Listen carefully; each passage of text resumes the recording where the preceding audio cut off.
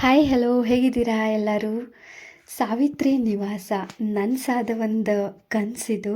ತುಂಬ ವರ್ಷಗಳಿಂದ ನಾನು ನನ್ನ ತಮ್ಮ ನನ್ನಮ್ಮ ಕಟ್ಟಿದ ಒಂದು ಕನಸಿದು. ನಮ್ಮದು ಒಂದು ಸ್ವಂತ ಮನೆ ಆಗಬೇಕು, ನಮ್ಮದು ಒಂದು ಪುಟ್ಟ ಗೂಡು ಆಗಬೇಕು ಅಂತ ಹೇಳಿ. ಸೊ ಆ ಒಂದು ಕನಸು ಇಂದು ನನಸಾಗಿದೆ. ತಮ್ಮನ ಶ್ರಮದಿಂದ ನನಸಾದ ಅಮ್ಮನ ಕನಸಿನ ಅರಮನೆ ಇದು. ಸೊ ತುಂಬ ಖುಷಿಯಾದಂಥ ಒಂದು ದಿನ ಇದು ಇವತ್ತು ನನ್ನ ಲೈಫ್ನಲ್ಲಿ, ನನ್ನ ತಮ್ಮ ಆಗಿರ್ಬೋದು, ಅಮ್ಮ ಎಲ್ಲರ ಲೈಫಲ್ಲಿ. ಸೊ ಹಿಂಗಾಗಿ ರಾತ್ರಿಯೇ ಒಂದು ಮನೆದೊಂದು ಡೆಕೋರೇಷನ್ದೆಲ್ಲ ಪ್ಲ್ಯಾನ್ನ ನಾವು ಸ್ಟಾರ್ಟ್ ಮಾಡ್ಕೊತಾ ಇದ್ವಿ. ಕಿಚನ್ ಡೆಕೋರೇಷನ್ ಆಗಿರ್ಬೋದು, ಈ ಥರ ಕಿಚನ್ ಡೆಕೋರೇಷನ್ನು, ನವಧಾನ್ಯಗಳನ್ನೆಲ್ಲ ದೇವಿ ಮುಂದೆ ಇಟ್ಟು ಈ ಥರ ಎಲ್ಲ ಡೆಕೋರೇಷನ್ನ ಮಾಡ್ಕೊತಾ ಇದ್ವಿ.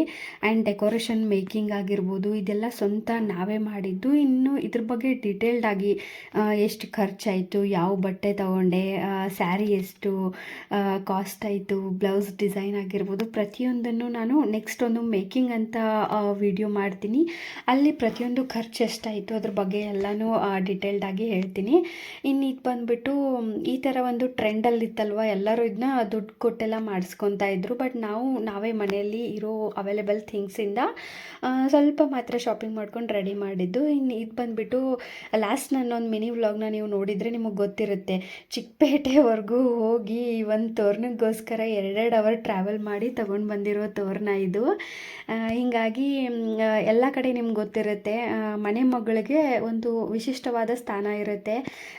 ಅವಳಿಂದನೇ ಒಂದು ತೋರಣ ತಂದಿರ್ತೀವಲ್ವ, ಆ ತೋರಣನೇ ಹಾಕಿಸ್ತಾರೆ. ಇನ್ನು ಈ ಕಳಶನ ತಲೆ ಮೇಲೆ ಹೊರಿಸಿ ಆಕಳದ್ದೇನೋ ಒಂದು ಪೂಜೆ ಆಗುತ್ತಲ್ವ, ಆಕಳ ಪೂಜೆ ಜೊತೆಗೆ ಹೆಂಗೆ ಆಕಳು ಫಸ್ಟು ಎಂಟ್ರಿ ಆಗುತ್ತೆ, ಅದರ ಹಿಂದೆ ಮನೆ ಮಗಳದು ಎಂಟ್ರಿ ಆಗುತ್ತೆ ಮನೆ ಒಳಗೆ. ಆ್ಯಂಡ್ ಆ ಬಿಂದಿಗೆ ಹೊತ್ಕೊಂಡು ಮನೆ ಪೂರ್ತಿ ಎಲ್ಲ ಕಡೆನೂ ಪ್ರತಿಯೊಂದು ರೂಮಲ್ಲೂ ರೌಂಡ್ ಹಾಕಿಸ್ತಾರೆ.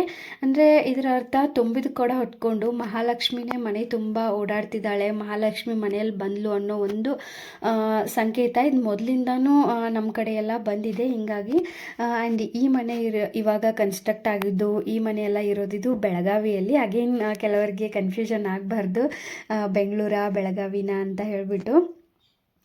ಇನ್ನು ತುಂಬ ಖುಷಿಯಾಯಿತು. ಆ್ಯಕ್ಚುಲಿ ಮೇಕಪ್ದವ್ರನ್ನೂ ಕರೆಸಿದ್ವಿ ಈ ಸಲ. ಹೆಂಗಂದರೆ ನಮ್ಮ ಮನೇಲಿ ಆಲ್ಮೋಸ್ಟ್ ಎಲ್ಲರ ಮದುವೆಗಳು ಎಲ್ಲ ಫಂಕ್ಷನ್ಸ್ ಆಗಿವೆ. ಹೀಗಾಗಿ ಸದ್ಯಕ್ಕೆ ಹತ್ತಿರದಲ್ಲಿ ಯಾವ ಫಂಕ್ಷನ್ಸ್ ಇರಲಿಲ್ಲ. ಹೀಗಾಗಿ ಮೇಕಪ್ ಆರ್ಟಿಸ್ಟ್ನೂ ಕರೆಸ್ಕೊಂಡು ಹೇರ್ ಸ್ಟೈಲ್ ಆಗಿರ್ಬೋದು, ಮೇಕಪ್ಪು, ಸ್ಯಾರಿ ಡ್ರಿಪ್ಪಿಂಗ್ ಎಲ್ಲ ಮಾಡಿಸ್ಕೊಂಡಿದ್ವಿ ಮನೇಲಿ ಎಲ್ಲರೂ ಕೂಡ.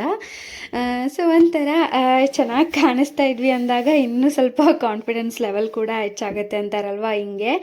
ಇನ್ನು ಬಂದುಬಿಟ್ಟು ಸಿಂಪಲ್ಲಾಗಿ ರಂಗೋಲಿ ಹಾಕಿದ್ವಿ. ಯಾಕಂದರೆ ರಾತ್ರಿ 3 ಗಂಟೆಲಿ ಹಾಕ್ತಾಯಿದ್ವಿ. ಟೈಮ್ ತುಂಬಾ ಕಡಿಮೆ ಇತ್ತು, ಪ್ರಿಪ್ರೇಷನ್ ಜಾಸ್ತಿ ಇತ್ತು. ಹಿಂಗಾಗಿ ಸೊ ಆಕಳ ಪೂಜೆ ಆಗಿರ್ಬೋದು, ಆ್ಯಂಡ್ ಒಂದು ಮುತ್ತೈದೆಯರ ಪೂಜೆ ಆಗಿರ್ಬೋದು, ಇದೆಲ್ಲ ಚೆನ್ನಾಗಾಯಿತು.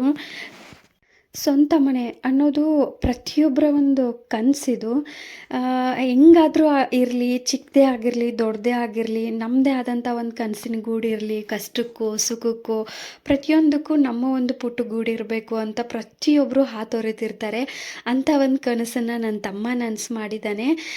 ಕೆಲವೊಬ್ಬರು ಏನು ತವ್ರ ಮನೆ ಅಂತ ಹೇಳ್ತಾನೆ ಇರ್ತಾರೆ. ಹೌದು, ಹೆಣ್ಮಕ್ಳಿಗೆ ತವ್ರ ಮನೆ ಅಂದರೆ ತುಂಬಾ ಒಂದು ಆಸೆ. ಅದೇ ಥರ ಇದು ನನ್ನ ತವ್ರ ಮನೆ. ಇಲ್ಲಿ ಯಾವಾಗಲೂ ಸದಾ ಖುಷಿ, ನೆಮ್ಮದಿ, ಸೌಖ್ಯ, ಒಳ್ಳೆಯ ಆರೋಗ್ಯ, ಹಾಲಿನ ಥರ ಉಕ್ಕಿ ಹರಿಲಿ ಅಂತ ನಾನು ಪ್ರತಿ ಕ್ಷಣ ದೇವರ ಹತ್ರ ಪ್ರೇ ಮಾಡ್ತೀನಿ. ಪ್ರತಿಯೊಬ್ಬ ಹೆಣ್ಮಕ್ಳು ಹಿಂಗೇನೆ ಅಲ್ವಾ. ಇಲ್ಲಿ ಬಂದುಬಿಟ್ಟು ನಾವು ಹೋಮ ಮತ್ತು ನವಗ್ರಹ ಪೂಜೆನ ಮಾಡಿಸಿದ್ವಿ. ಆ್ಯಂಡ್ ನಾವು ಬೋರ್ವೆಲ್ನ ಹಾಕ್ಸಿಲ್ಲ, ಬಾವಿನ ಹಾಕ್ಸಿದ್ದು. ಹೀಗಾಗಿ ಬಾವಿಗೆ ಕೂಡ ಪೂಜೆ ಮಾಡ್ತಾರೆ. ಹೆಂಗೆ ನಾವು ದೇವಿನ ಕೂರಿಸ್ತೀವಲ್ವ, ಅದೇ ಥರ ಬಾವಿ ಹತ್ರ ಕೂಡ ದೇವಿನ ಕೂರಿಸ್ದು ಒಂದು ಗಂಗಾದೇವಿಯ ಒಂದು ಪೂಜೆನ ಮಾಡ್ತಾರೆ. ಇದು ನವಗ್ರಹ ಪೂಜೆ. ಇನ್ನು ಕೆಲವಷ್ಟು ಡೆಕೋರೇಷನ್ಸ್ಗಳನ್ನ ನಾವು ಹಾಲ್ಗೂ ಮಾಡಿದ್ವಿ. ಇನ್ನೂ ಜಾಸ್ತಿ ಪ್ಲ್ಯಾನ್ಗಳು, ಐಡಿಯಾಸ್ ಎಲ್ಲ ತುಂಬಾ ಇತ್ತು. ಬಟ್ ಸಮಯ ಸಿಗಲಿಲ್ಲ, ಯಾಕಂದರೆ ಮನೆ ಕೆಲಸ ಇನ್ನೂ ಪೂರ್ತಿಯಾಗಿ ಮುಗ್ದಿರಲಿಲ್ಲ. ಹೀಗಾಗಿ ಕೆಲವು ವಸ್ತುಗಳನ್ನು, ಡೆಕೋರೇಟ್ ಮಾಡೋ ವಸ್ತುಗಳನ್ನು ಹಳೆ ಮನೆಯಲ್ಲೇ ಮರ್ತು ಬೇರೆ ಬಂದಿದ್ವಿ. ಹೀಗಾಗಿ ಸ್ವಲ್ಪ ಅಂದ್ಕೊಂಡಷ್ಟು 100% ಬಂದಿಲ್ಲ, ಬಟ್ 80% ಅಂತೂ ಬಂತು. ಇನ್ನು ಇದು ಬಂದುಬಿಟ್ಟು ನನ್ನ ತಮ್ಮ ಮತ್ತು ತಮ್ಮನ ಹೆಂಡತಿ. ಸೊ ಕ್ಲಿಪ್ಪಲ್ಲಿ ಜಾಸ್ತಿ ಎಲ್ಲೂ ಮನೆಯವ್ರನ್ನ ಜಾಸ್ತಿಯಾಗಿ ತೋರಿಸಿಲ್ಲ. ಯಾಕಂದರೆ ಅವ್ರಿಗೂ ಕೂಡ ತುಂಬ ಇಷ್ಟ ಆಗಬೇಕು, ಕಂಫರ್ಟೇಬಲ್ ಇರಬೇಕಲ್ವ. ಹಿಂಗಾಗಿ ಇನ್ನು ಉತ್ತರ ಕರ್ನಾಟಕ ಸೈಡ್ ಬಂದುಬಿಟ್ರೆ ಯಲ್ಲಮ್ಮ ದೇವಿ ಪೂಜೆ, ಯಲ್ಲಮ್ಮ ದೇವಿಯ ಒಂದು ಹಡ್ಡಲ್ಗಿ ಅಂತ ತುಂಬಿಸೋ ಒಂದು ಪೂಜೆನ ಮಾಡ್ತಾರೆ. ಸೊ ಅದು ಮಾಡಿದ್ವಿ. ಹೀಗಾಗಿ ಭಂಡಾರ ಎಲ್ಲ ಹಣೆಗೆಲ್ಲ ಆ ಥರ ಹಚ್ತಾರೆ. ಇನ್ನು ಅದಾದ ತಕ್ಷಣ ಹಾಲು ಉಗ್ಸೋ ಒಂದು ಫಂಕ್ಷನ್ ಆಯಿತು. ಸೊ ಎಲ್ಲನೂ ಅಷ್ಟೇ ತುಂಬ ಶಾಂತಿಯಿಂದ ನೆಮ್ಮದಿಯಿಂದ ಖುಷಿ ಖುಷಿಯಾಗಿ ಆಯಿತು. ತುಂಬ ಕ್ಲಿಪ್ಗಳನ್ನು ತಗೊಳ್ಳೋದು ಮಿಸ್ ಆಯಿತು. ನಮ್ಮದೇ ಮನೆ ಫಂಕ್ಷನ್ ಆದಾಗ ನಮಗೆ ಕೆಲವು ಕ್ಲಿಪ್ಗಳನ್ನು ತಗೊಳ್ಳಿಕ್ಕೆ ಆಗಲ್ಲ. ಹೀಗಾಗಿ ನನ್ನಿಂದ ಎಷ್ಟು ಕ್ಯಾಪ್ಚರ್ ಮಾಡ್ಕೊಳ್ಳಿಕ್ಕೆ ಸಾಧ್ಯನೋ ಅಷ್ಟನ್ನು ನಾನು ಮಾಡ್ಕೊಂಡಿದ್ದೀನಿ. ಬಟ್ ನೆಕ್ಸ್ಟ್ ಒಂದು ವೀಡಿಯೋದಲ್ಲಿ ನಾನು ಮೇಕಿಂಗ್ ಯಾವ ಥರ ಇತ್ತು, ಹಾಗೆ ಹಳೆ ಮನೆ ಒಂದು ಹೋಮ್ ಟೂರ್ ಆಗಿರ್ಬೋದು ಎಲ್ಲನೂ ನಿಮ್ಮ ಜೊತೆ ಶೇರ್ ಮಾಡ್ತೀನಿ.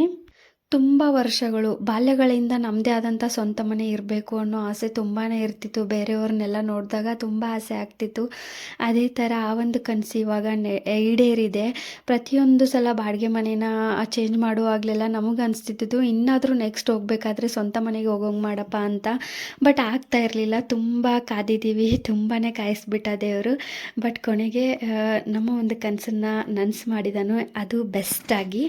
ಅದಕ್ಕೆ ಹೇಳೋದು, ಕೆಲವು ಸಲ ದೇವರು ಕಾಯಿಸ್ತಾ ಇದ್ದಾನೆ ಅಂದಾಗ ತುಂಬ ಒಳ್ಳೇದನ್ನೇ ಏನೋ ಒಂದು ಕೊಡುತ್ತಿರ್ತಾನೆ ಅಂತ ಹೇಳ್ಬಿಟ್ಟು ಇನ್ನು ಈ ವ್ಲಾಗ್ನ ನಾನು ಇಲ್ಲಿಗೆ ಎಂಡ್ ಮಾಡ್ತಾ ಇದ್ದೀನಿ.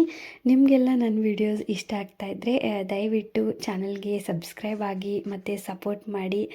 ನಿಮ್ಮ ಸಪೋರ್ಟು ತುಂಬ ಇಂಪಾರ್ಟೆಂಟ್ ಆಗುತ್ತೆ. ಸೊ ಇನ್ನೂ ಕೂಡ ಮನೆ ಓಪನಿಂಗ್ ರಿಲೇಟೆಡ್ 2-3 ವೀಡಿಯೋಸ್ ಪೆಂಡಿಂಗ್ ಇವೆ. ಅವನ್ನು ಕೂಡ ಆದಷ್ಟು ಬೇಗ ಅಪ್ಲೋಡ್ ಮಾಡ್ತೀನಿ. See you.